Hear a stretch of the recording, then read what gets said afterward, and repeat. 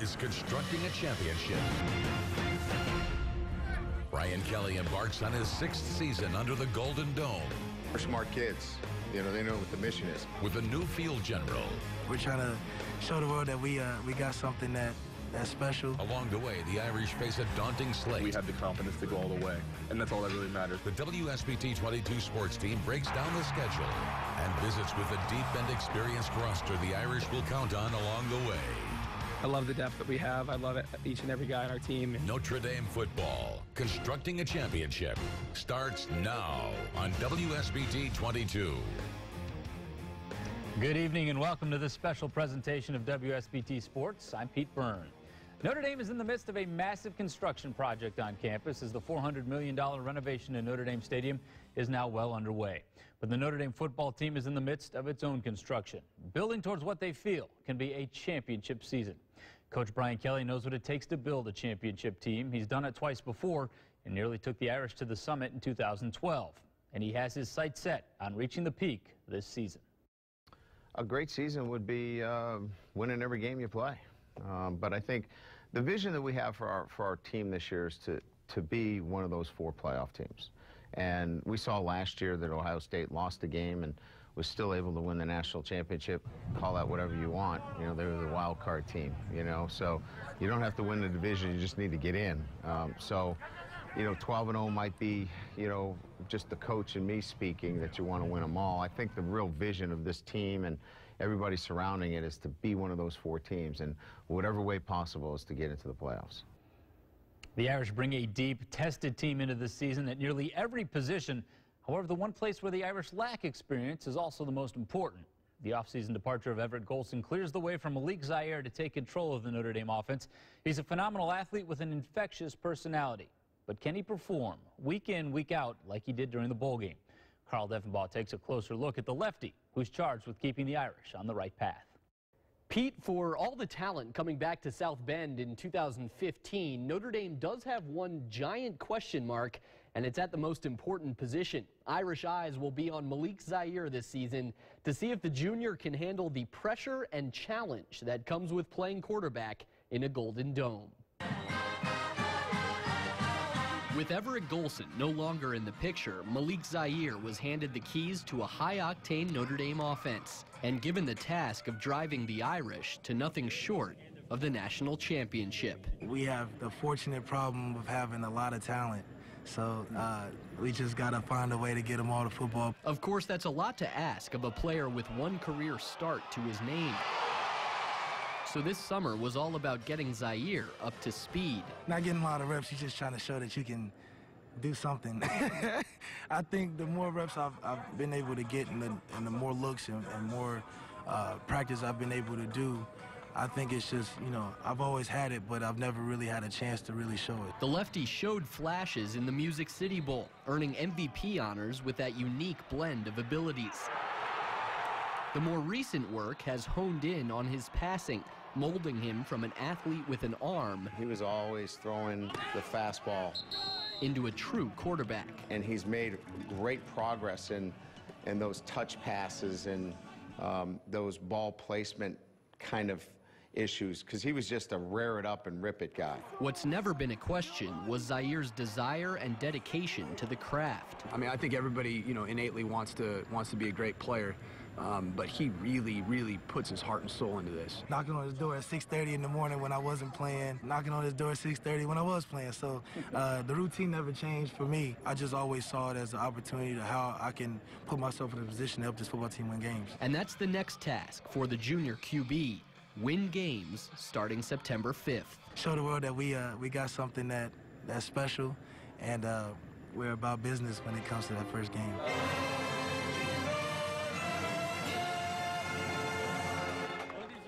And for what it's worth, experience at the quarterback position has actually not factored into the last 2 national championships. Both Jameis Winston with Florida State and the Ohio State duo of J.T. Barrett and Cardale Jones had never started a college game before leading their teams on title runs. Pete, back to you. Carl, thanks. And with Zaire at the helm, Notre Dame is expected to run the ball more frequently this season. They also have a solid 1-2 punch at running back in Tarian Folston and CJ Prosise. But the running game is only as good as the guys up front, and perhaps the biggest strength of this team is on the offensive line. Adam Tarangowski joins us now with a closer look at the Irish up front. Adam?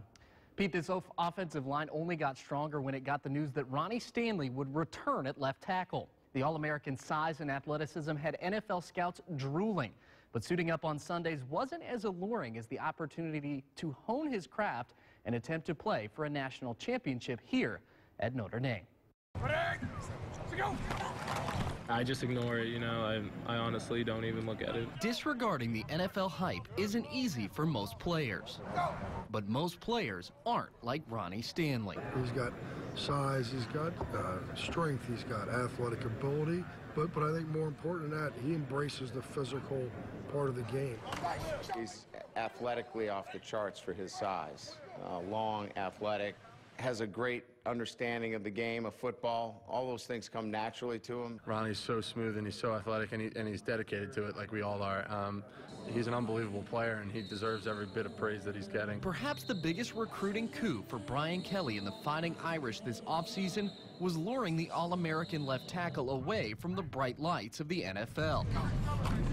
Stanley was projected as a first-round selection a season ago, but even with millions of dollars being waved in front of him, he couldn't pass up the chance to return to Notre Dame. I just wanted to progress myself more as a person, and these relationships I have with all these players, to come back and see all the familiar faces that I'd be leaving if I left is something that I wouldn't feel right if I did. For Stanley, it was the chance to anchor a deeply talented and experienced offensive line that was the tipping point to again don the Golden Dome.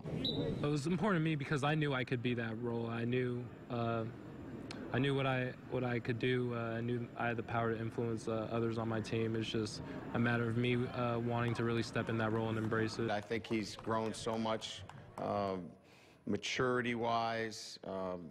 You know, I think the players have a great amount of respect for him, and when he talks, people listen. We want to be those guys to be counted on, be able to do their job every play, and so we're half of the offense, just us. So we can get half of our job done. We're halfway there already. Now, to give you an idea of how experienced this offensive line is, between the five, they have 68 total starts. A stat that leads O-line coach Harry Hiestand to say this could potentially be one of the best units he's coached in his time at Notre Dame. Pete? All right, Adam, thanks a lot. We're going to call timeout, but we still have plenty to get to tonight on the program. A little later, we'll take a look at how the Irish shape up on the defensive side of the football.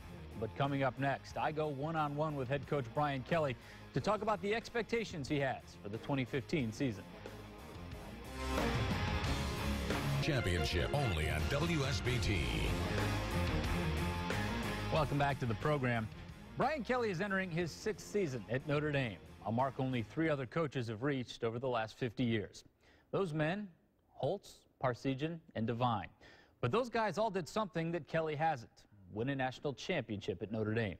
I recently sat down with the Irish head coach to talk about his tenure in South Bend, his team, and his quest for a title.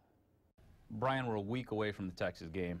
At this point, what do you feel really good about with your team, and what do you feel still needs to come together? Well, I think we've put our guys in a number of different situations.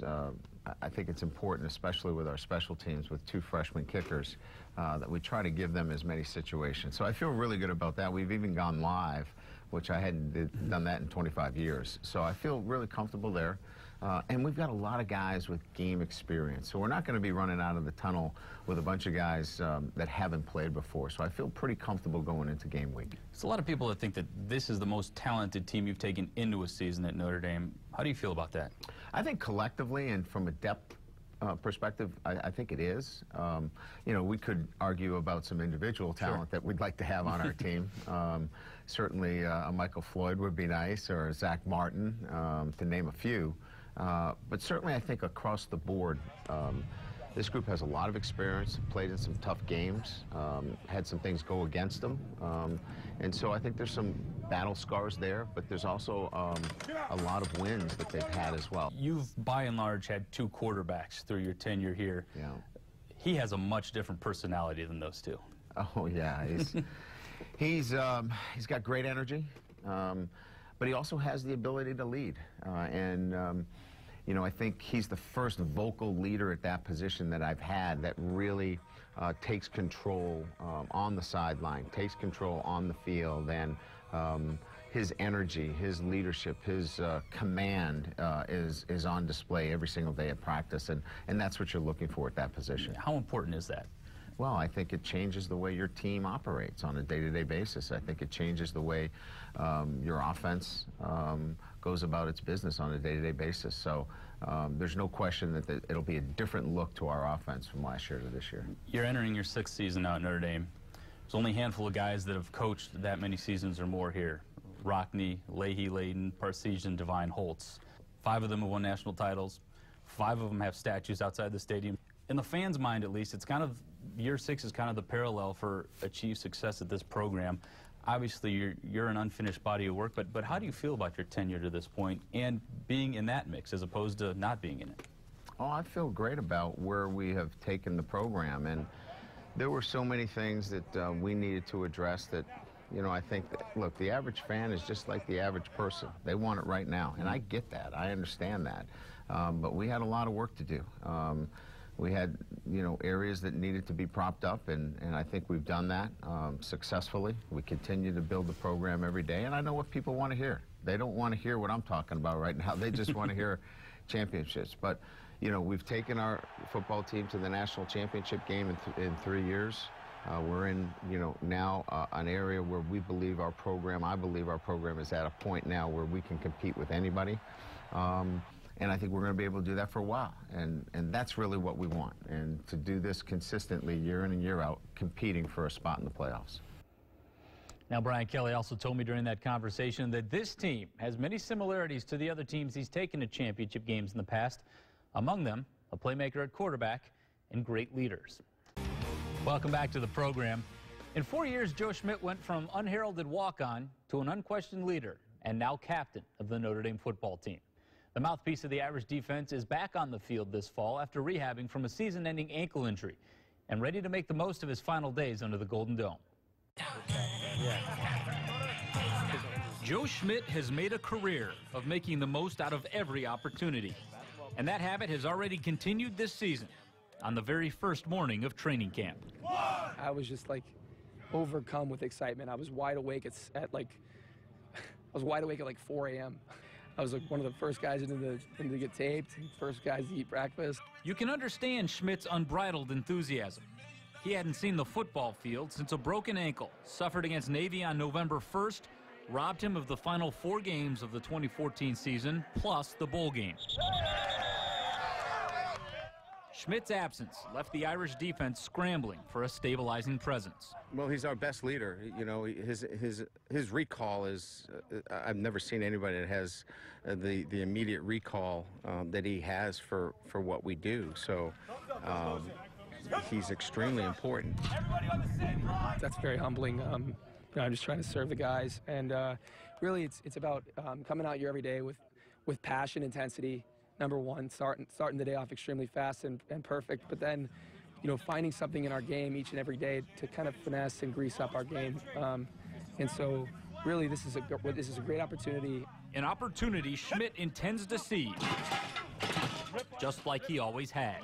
I'm really just trying to do the best I can to serve this team and be the guy that they need me to be on that day. I'm just trying to feel the pulse of the team and do everything I can to make us, you know, the best operating machine that we could possibly be. Joe Schmidt is one of 10 starters that the Irish have returning on the defensive side of the football. That's if you count the return of Kavari Russell at cornerback. Overall, the numbers are pretty favorable for Notre Dame across the board, something we heard Brian Kelly reference in our conversation just a few minutes ago. Now, perhaps no statistic speaks louder for the Notre Dame defense than this. Of the 5 team captains Brian Kelly named earlier in the week, 4 of them, Schmidt, Sheldon Day, Jalen Smith, and Matthias Farley, all play on the defensive side of the ball. That unit should be a force to be reckoned with. It's also a major reason why the Irish are a trendy pick to make the college football playoff. But how do they get there? We're going to call another timeout, but when we come back, we'll break down the 2015 schedule and take a look at the key games that Notre Dame faces in its quest for a championship. Notre Dame football, constructing a championship only on WSBT. Welcome back to the program. Adam Darengowski joins me again as we take a closer look at the 2015 schedule that the Irish will try and navigate as they hope to make their way to the college football playoff. Adam, Notre Dame opens up at home next week, under the lights against Texas, a program with great pedigree, but maybe not the players right now for Charlie Strong that they're used to having in the past. After that, Notre Dame goes to Virginia, then a huge Week 3 matchup here in South Bend when Georgia Tech comes to town. Well, it's that triple option that has given the Irish fits in the past. Paul Johnson runs it to almost perfection, and he has the athletes to do so.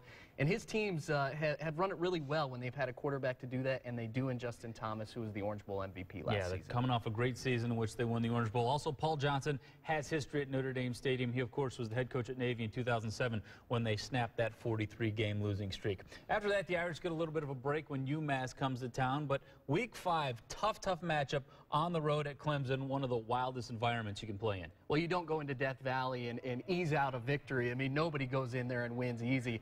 And really, they have a quarterback that's a legitimate Heisman candidate if he can stay healthy. His name's Deshaun Watson, and he had an injury-shortened season last year, but still threw for almost 1,400 yards. Great quarterback, also a great defense, and they've got 10 wins or more in each of their last 4 seasons, so that'll be tough for the Irish. If they get through that, no easy breather with Navy coming to town the following week, and then the big one everyone's looking forward to in the middle of October, USC, the one team on Notre Dame's schedule this year that starts the season ranked higher than the Irish. Well, it's a rivalry game, and the Irish, frankly, got embarrassed last year. Cody Kessler threw for 6 touchdowns out in California a year ago. He's back along with some other weapons out on the edge. It'd be great for the Irish to get some revenge in that one. Silver lining, maybe Malik Zaire looked pretty good in the time he did play against USC last year. After that, Irish get a little bit of a break as this schedule is so front-loaded. If they get through these first 7 games undefeated, maybe even with just 1 loss, you're probably talking legitimately about having a chance of going to the playoff. A couple games in Pennsylvania, followed by a visit from Wake Forest.